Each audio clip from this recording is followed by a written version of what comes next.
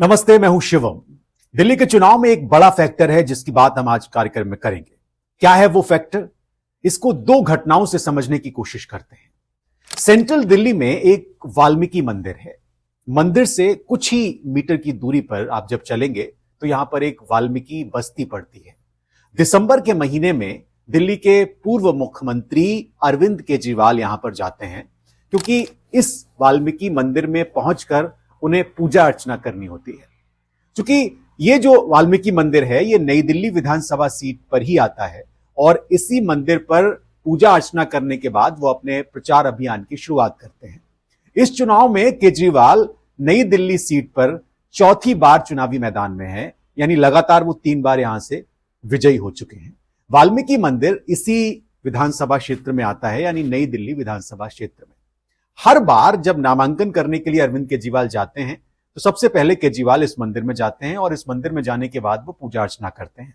दिसंबर के ही महीने में अमित शाह ने भी संसद में एक भाषण दिया था, आपको याद होगा, और इसमें उन्होंने डॉक्टर भीमराव अंबेडकर का जिक्र किया था। उन्होंने कहा था कि अंबेडकर अंबेडकर अंबेडकर करने के अलावा वो भगवान का नाम ले लेते तो बहुत कुछ हो जाता। इसके बाद संसद से लेकर सड़क तक हंगामा शुरू हो गया था और भारतीय जनता पार्टी और अमित शाह के इस बयान की बड़ी आलोचना हुई थी। लेकिन क्या इन दिनों जो कुछ भी चल रहा है, इन दोनों बयानों को अगर आप देखेंगे तो क्या इसका असर दिल्ली के आगामी विधानसभा चुनाव पर पड़ेगा? इसको समझने के लिए आपको थोड़ा पीछे चलना होगा। साल 2013 का यह दृश्य है जो आप देख रहे हैं।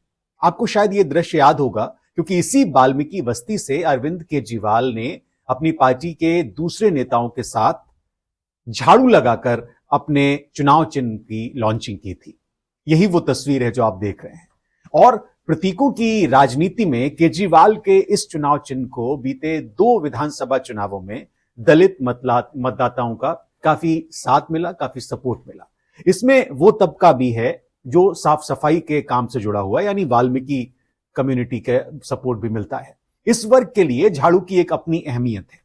2013 के चुनावों में दलित मतदाताओं ने नई बनी आम आदमी पार्टी का खुलकर सपोर्ट किया था, खुलकर समर्थन किया था।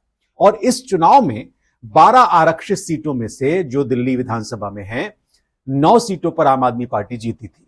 पिछले 2 चुनावों में आम आदमी पार्टी ने सभी 12 की 12 सीटों पर क्लीन स्वीप किया है। और दिल्ली का इतिहास भी यही है कि 1993 से लेकर 2020 तक के चुनावों को अगर उठाकर आप देखेंगे तो 7 विधानसभा चुनावों में दलितों के लिए जो आरक्षित सीटें हैं, जो रिजर्व सीटें हैं, उस पर जिसने भी बढ़त हासिल की है, जिस पार्टी ने भी, उसकी सरकार दिल्ली में बनी है। अब इस वाल्मीकि मंदिर से करीब 10 किलोमीटर दूर एक और क्षेत्र है, करोल बाग। इस करोल बाग में अंबेडकर बस्ती है एक, और करोल बाग विधानसभा सीट भी एक रिजर्व सीट है, आरक्षित सीट है। इस सीट पर अगर आप जाएं तो बिजली का मुद्दा, पानी का मुद्दा, जल निकासी का मुद्दा महत्वपूर्ण है और बस्ती के ये मूल मुद्दे हैं। और लोग, खासकर दलित कम्युनिटी के जो लोग हैं, वो झुग्गी की जगह पर मकान की मांग करते हैं। बीजेपी ने इसको नारा भी बनाया। राजधानी दिल्ली में 600 से ज्यादा ऐसे इलाके हैं जो झुग्गी झोपड़ी कॉलोनी से जुड़े हुए हैं और करीब करीब 1700 से ज्यादा कच्ची कॉलोनियां हैं दिल्ली में। इनमें से दलितों की एक बड़ी आबादी ऐसी है जो इन कॉलोनियों में रहती है। अंबेडकर बस्ती से कुछ ही दूरी पर एक और विधानसभा सीट है, सदर बाजार विधानसभा सीट, और यहां पर भी एक दया बस्ती है। यहां भी अगर आप जाएंगे तो वोट की मारामारी आपको खूब नजर आएगी। लेकिन दिल्ली की लगभग सभी दलित बस्तियों में मुद्दे लगभग एक जैसे हैं सालों से। आंकड़े ये बताते हैं, इस बात की तस्दीक करते हैं आंकड़े, कि साल 1993 के चुनाव में 70 में से 13 सीट अनुसूचित जाति के लिए रिजर्व थी 1993 में, और भारतीय जनता पार्टी ने 13 में से 8 सीटें जीती थी इस चुनाव में। और दिलचस्प यह है कि 8 सीटें जीतकर उसने सरकार बना ली। जब अगला चुनाव हुआ दिल्ली का, यानी 1998 में, तो इन सीटों पर कांग्रेस ने बढ़त बना ली और कांग्रेस ने 12 सीटें जीतनी आरक्षित। इसके बाद आपको पता है कि दिल्ली में कांग्रेस की सरकार बन गई। इसके बाद अगले 15 सालों तक दिल्ली में शीला दीक्षित के नेतृत्व में कांग्रेस की सरकार चली। और इन चुनावों में, इसके बाद जो चुनाव हुए, कांग्रेस ने 2003 में, 10 में और 2008 में 9 आरक्षित सीटें जीती थी। 2008 में परिसीमन के बाद रिजर्व सीटों की जो संख्या थी वो 13 से घटकर 12 कर दी गई थी।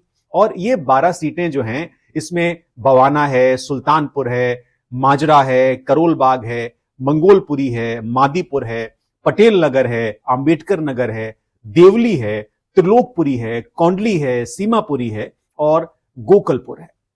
2013 के चुनाव में जब विधानसभा का चुनाव हुआ तो आम आदमी पार्टी ने 9 आरक्षित सीटें इस चुनाव में जीती थी और कांग्रेस के साथ मिलकर अरविंद केजरीवाल ने सरकार बनाई थी। फिर 2015 का इलेक्शन हुआ और 2020 का इलेक्शन हुआ तो आपने क्लीन स्वीप कर लिया, सभी 12 रिजर्व सीटों को उसने जीत लिया। इसके अलावा राजेंद्र नगर और शाहदरा, तुगलकाबाद, चांदनी चौक, आदर्श नगर और बिजवासन समेत 18 और सीटें हैं इसके अलावा जहां दलित मतदाता निर्णायक हो जाते हैं, क्योंकि अच्छी खासी आबादी यहां पर दलित मतदाताओं की है और यहीं पर दिल्ली फतेह का फॉर्मूला भी छिपा हुआ है। 2011 की जनगणना के आंकड़े अगर आप देखेंगे दिल्ली के संदर्भ में तो लगभग 17% दलित आबादी दिल्ली में रहती है और इस आबादी में दलितों की कुल 36 जातियां हैं। इसमें जाटव है, वाल्मीकि है, धोबी है, रैगर है, खटीक, कोली और बैरबा मेन है। आबादी के हिसाब से अगर आप देखेंगे तो दिल्ली के अनुसूचित जाति वर्ग में जाटव कम्युनिटी सबसे बड़ी जाति मानी जाती है और जाटव के बाद आती है वाल्मीकि जो एक बड़ी जाति है। लेकिन सवाल एक और है, सवाल यह है कि दलित दिल्ली की आबादी और राजनीति दोनों में अपना प्रभाव तो रखते हैं, उनका असर तो है, लेकिन क्या उनके प्रभाव के हिसाब से उनको प्रतिनिधित्व मिला है उसी हिसाब से?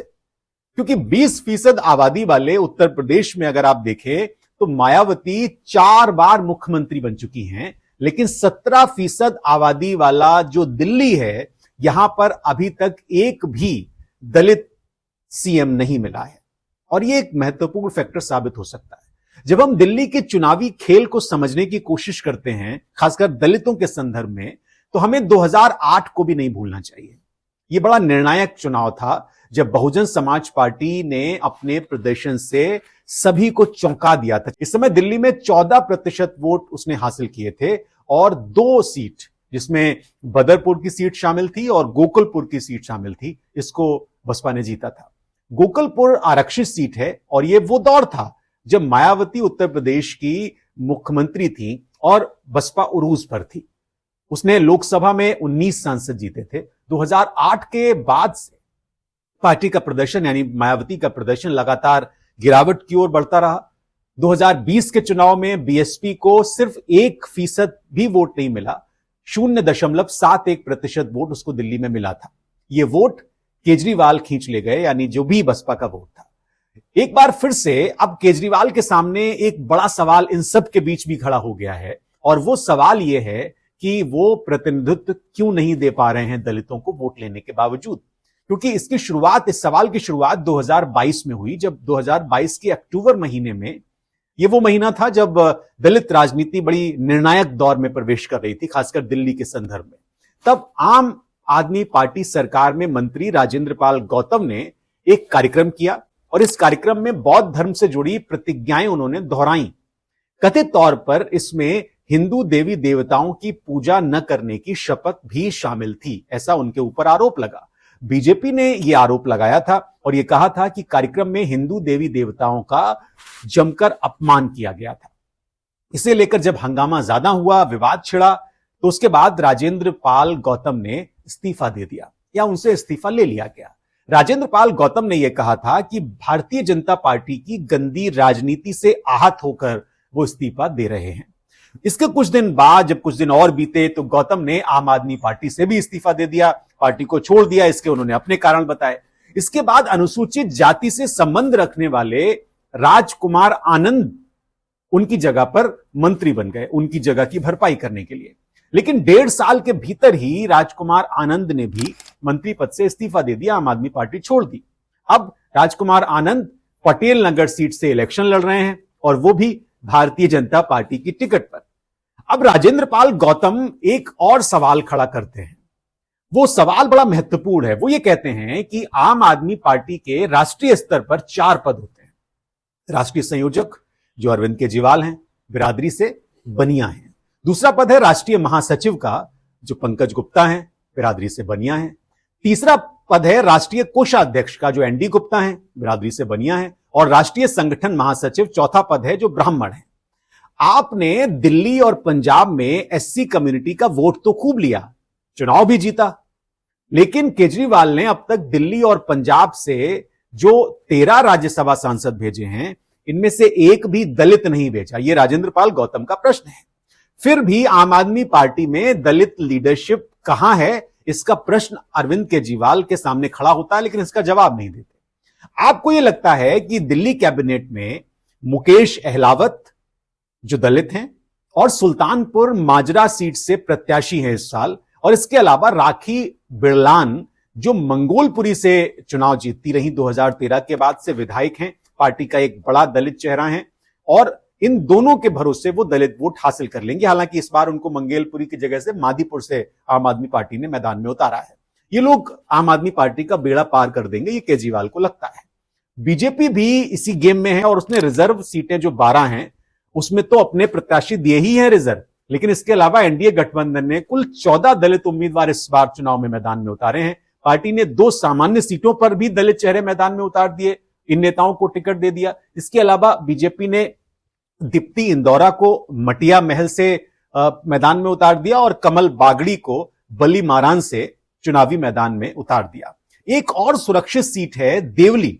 यहां पर चूंकि एनडीए के लोक जनशक्ति पार्टी के रामविलास पासवान गुट का जो पार्टी है उसके हिस्से आई है, तो इस हिसाब से बीजेपी ने ये आगे किया है। और बीजेपी ने अपने घोषणा पत्र में भी दलितों के लिए अलग से स्कॉलरशिप देने का वादा किया है। इसके तहत ये कहा जा रहा है बीजेपी की ओर से कि दलित छात्रों को तकनीक और व्यावसायिक शिक्षा के लिए 1000 रुपए प्रति महीना भारतीय जनता पार्टी की अगर सरकार आएगी तो दलित बच्चों को दिए जाएंगे। कांग्रेस भी पीछे नहीं है, उसने 13 दलित उम्मीदवारों को टिकट दिया है इस चुनाव में, और पार्टी ने सामान्य सीट नरेला पर भी दलित समाज से आने वाली अरुणा कुमारी को अपना उम्मीदवार बना दिया है। कांग्रेस के जितने भी कार्यक्रम होते हैं उन कार्यक्रमों में मंच पर आंबेडकर की तस्वीर प्रमुखता से दिखाई जाती है। यह पार्टी का प्रोग्राम है। लोकसभा चुनाव में अगर आप देखें तो लोकसभा चुनाव में संविधान की प्रति लेकर प्रचार राहुल गांधी कर रहे थे, दलित मतदाताओं से अपील कर रहे थे, और यह सिलसिला अभी तक बदस्तूर जारी है। दिल्ली चुनाव में भी राहुल गांधी यही प्रक्रिया करते हुए नजर आ रहे हैं, वो प्रति लेकर चुनाव लड़ रहे हैं। आपने सिर्फ आरक्षित सीटों पर ही 12 दलित उम्मीदवारों को टिकट दिया है इस चुनाव में, यानी इस मामले में बीजेपी कांग्रेस आपसे आगे हैं।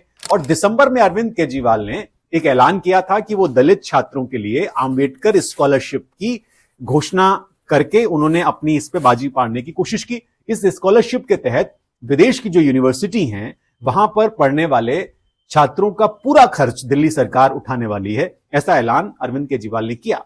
इसके अलावा 21 जनवरी को धोबी समाज के नेताओं के साथ एक प्रेस कॉन्फ्रेंस करते हुए अरविंद केजरीवाल ने एक और दिलचस्प टिप्पणी की थी, इसका जिक्र मैं करना चाहूंगा। उन्होंने ये कहा था कि हमारी सरकार बनने के बाद दिल्ली सरकार धोबी समुदाय कल्याण बोर्ड का गठन करेगी इस कम्युनिटी को आगे ले जाने के लिए। उन्होंने कहा कि यह बोर्ड धोबी समाज की समस्याओं का समाधान करने का काम करेगा।